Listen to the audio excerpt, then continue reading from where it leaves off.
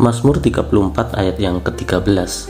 Siapakah orang yang menyukai hidup, yang mengingini umur panjang untuk menikmati yang baik? Pemazmur melalui ayat ini menanyakan kepada orang-orang yang membaca mazmurnya ini, siapakah orang yang menyukai hidup, yang pengen umurnya panjang, dan bukan hanya itu, juga menikmati segala kebaikan dalam kehidupannya. Kalau ditanya seperti ini, tentu jawabannya semua orang menginginkan hal ini.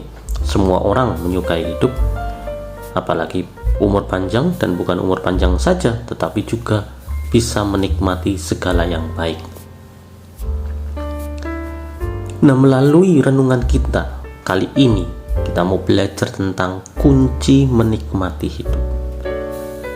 Kita tahu hidup itu adalah anugerah terindah yang Tuhan berikan dalam kehidupan ini. Oleh sebab itulah Tuhan menginginkan kita bisa menikmati kehidupan ini. Karena apa? Hidup itu anugerah, hidup itu pemberian, hidup itu kasih karunia. Anugerah itu kan present atau hadiah, kado. Jadi kalau hidup adalah anugerah, maka hidup itu juga harus bisa kita nikmati. Nah, persoalannya adalah dalam kehidupan kita ada banyak hal yang menyebabkan kita tidak bisa menikmati hidup ini, tidak bisa menikmati segala yang baik dalam kehidupan kita. Oleh sebab itulah pemazmur mengatakan dalam ayat selanjutnya ada 3 kunci yang diberikan kepada kita untuk belajar agar hidup kita dapat kita nikmati. Sebab seringkali yang membuat kita tidak bisa menikmati hidup ini adalah diri kita sendiri. Oleh karena itulah pemazmur memberikan kunci atau 3 hal yang bisa kita lakukan untuk bisa menikmati hidup ini. Yang pertama di ayat yang ke-14 dari pasal ke-34 dari kitab Mazmur. Mazmur 34 ayat yang ke-14, di situ dikatakan bahwa jagalah lidahmu terhadap yang jahat dan bibirmu terhadap ucapan-ucapan yang menipu. Sobat Remat kehidupan semuanya, manusia adalah makhluk sosial yang setiap hari memerlukan interaksi satu dengan yang lain. Salah satu cara yang paling sering dilakukan adalah dengan berbicara atau berkata-kata. Setiap hari manusia berinteraksi dengan sesamanya melalui perkataan. Tidak heran jika pemazmur menempatkan soal perkataan ini menjadi hal pertama yang diajarkan agar orang yang mau memiliki umur panjang dan bisa menikmati kehidupannya dengan baik adalah dengan menjaga perkataan. Menjaga perkataan merupakan hal yang sama dengan perilaku menjaga kesucian, sebab dengan menjaga perkataan kita dapat terhindar dari dosa yang dapat saja timbul dari perkataan yang salah.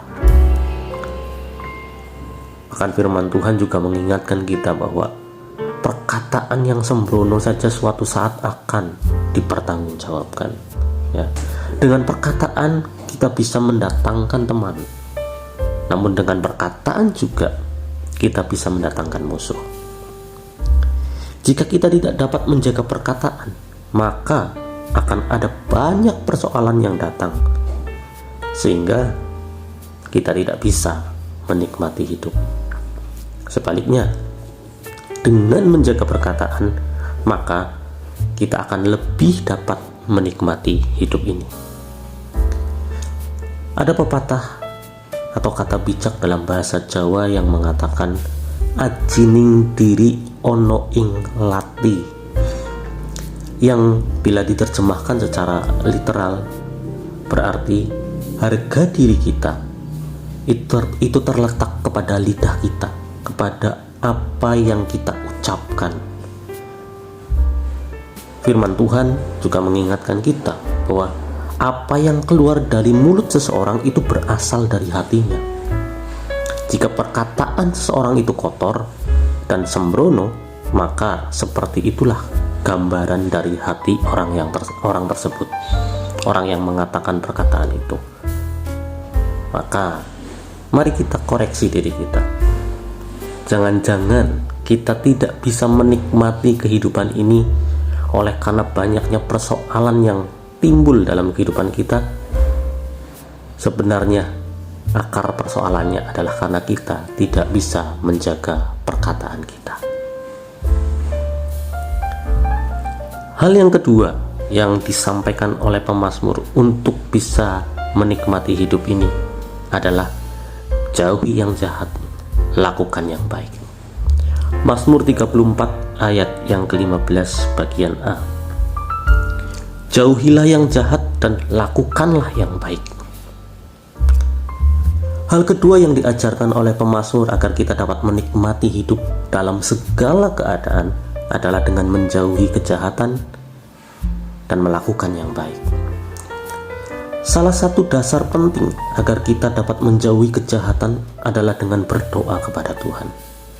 Doa membuat kita dapat menjauhi kejahatan, sebab dengan doa kita akan memiliki hubungan yang intim dengan Tuhan, hubungan yang dekat dengan Tuhan, sehingga kita akan terus-menerus dimampukan untuk menjauhi kejahatan dan dapat melakukan kebaikan.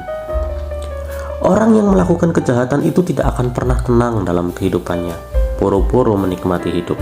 Hidupnya saja tidak akan tenang.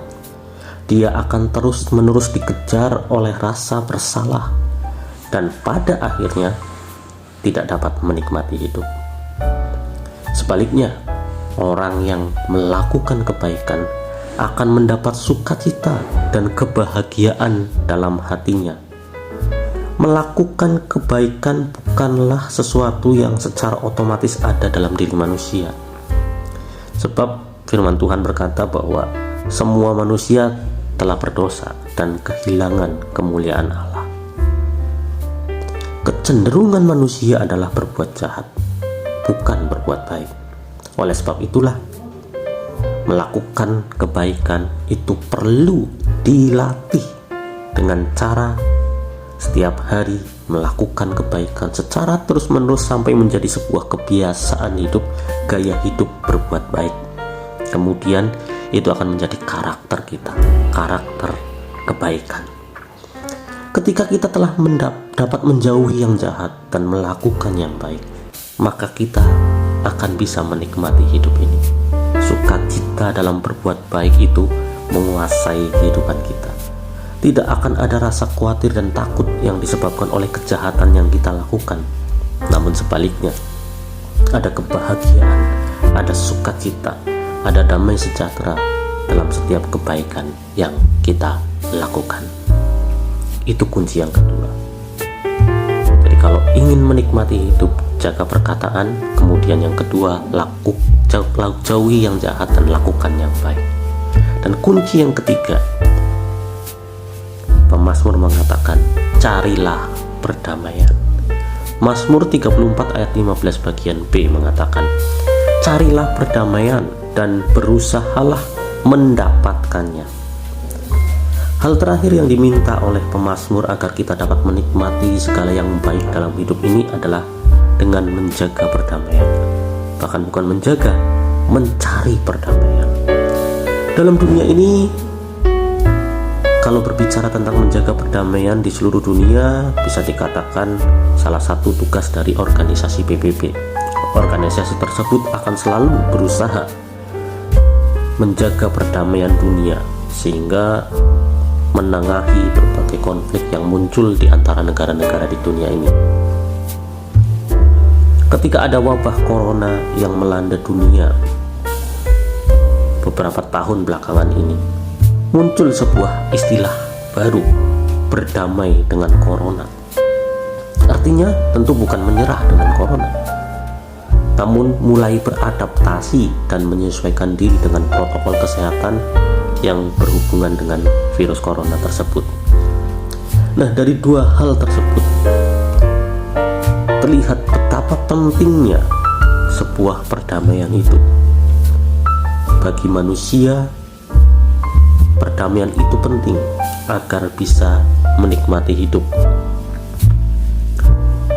Kita bisa bayangkan jika ada perang seperti sekarang yang terjadi di Ukraina dan Rusia, pasti tidak akan tenang, pasti tidak akan mengalami kedamaian, dan akhirnya tidak bisa menikmati kehidupan. Perang, konflik maupun wabah akan sangat mengganggu kedamaian hidup, sehingga manusia akan sulit menikmati hidup ini. Namun perdamaian yang dimaksud pemazmur bukan hanya sekedar perdamaian di luar diri kita. Perdamaian yang dimaksud dalam pemazmur ini juga agar kita berdamai dalam diri kita sendiri. Pemazmur mengajarkan kita supaya manusia dapat menikmati hidup ini, maka kejarlah juga, carilah juga perdamaian yang dari dalam diri kita. Perdamaian yang tidak tergantung dari situasi dan kondisi di luar kehidupan kita. Daud sendiri menulis pasal 34 ini dalam keadaan yang tidak baik-baik saja. Daud sedang dikejar musuh, dikejar Saul yang berusaha membunuhnya. Namun Daud masih bisa berkata, kalau saudara baca nanti di dalam pasal 34 ayat yang ke-9, di situ pemazmur yaitu Daud mengatakan bahwa kecaplah dan lihatlah betapa baiknya Tuhan itu. Daud masih bisa berkata di tengah-tengah kejaran musuh, di tengah-tengah ancaman pembunuhan, dia bisa berkata, kecaplah dan lihatlah betapa baiknya Tuhan itu. Dan juga masih bisa mengajarkan kepada para pembaca untuk belajar menikmati hidup. Kenapa bisa demikian? Karena Daud atau pemazmur ini memiliki kedamaian di dalam hatinya bersama dengan Tuhan. Perdamaian yang dimaksud pemazmur ini untuk bisa menikmati kehidupan adalah berdamai dengan Tuhan dan berdamai dengan diri sendiri, juga berdamai dengan orang lain. Berdamai dengan Tuhan artinya kita menjaga hubungan kita dengan Tuhan dengan cara melakukan perintahnya dan menjauhi kejahatan, seperti yang kunci kedua tadi disampaikan. Daud melakukan itu dalam hidupnya. Dia selalu bertanya setiap kali akan mengambil keputusan. Bahkan ketika dia jatuh dalam dosa, dia segera bertobat dan kembali kepada Tuhan. Dia mengejar perdamaian dengan Tuhan. Pemazmur juga berdamai dengan dirinya sendiri. Hal ini juga tidak kalah penting. Salah satu hal dari berdamai dengan diri sendiri adalah berdamai dengan masa lalu. Orang yang terikat dengan masa lalu akan sulit maju. Kalau anak muda zaman sekarang katakan gagal move on. Bila seseorang tidak dapat berdamai dengan masa lalu, maka akan sulit baginya untuk meraih janji Tuhan, apalagi menikmati hidup ini. Daud dan beberapa tokoh Alkitab pun mengalami proses yang panjang dalam berdamai dengan masa lalunya sebelum akhirnya mereka menang dan bisa menikmati hidup ini. Konflik dan gesekan dengan orang lain dalam hidup ini merupakan sebuah keniscayaan atau sesuatu yang tidak bisa dihindari. Tetapi perdamaian adalah hal yang harus terus diupayakan. Kita memang tidak dapat mencegah orang lain memusuhi kita, namun kita dapat menjaga diri kita untuk tidak membenci mereka. Daud tetap menganggap Saul sebagai orang yang diurapi Tuhan, seorang raja, bahkan seorang bapa, karena dia adalah juga mertuanya, dan juga merupakan kawan bagi Daud. Meskipun Saul memusuhinya sampai ingin membunuh Daud, tapi sebaliknya Daud menjaga perdamaiannya dengan Saul. Hal ini membuktikan bahwa perdamaian dengan orang lain tidaklah tergantung dari sikap orang lain terhadap kita, tetapi dari sikap kita untuk tetap menjaga damai dengan orang lain.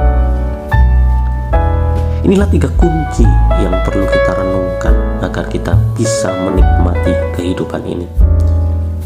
Renungan harian kali ini mengingatkan kita semua yang ingin menikmati hidup dalam segala kebaikan dari Tuhan dapat menerapkan 3 hal ini, yaitu menjaga perkataan, menjauhi kejahatan dan lakukan yang baik, serta carilah perdamaian.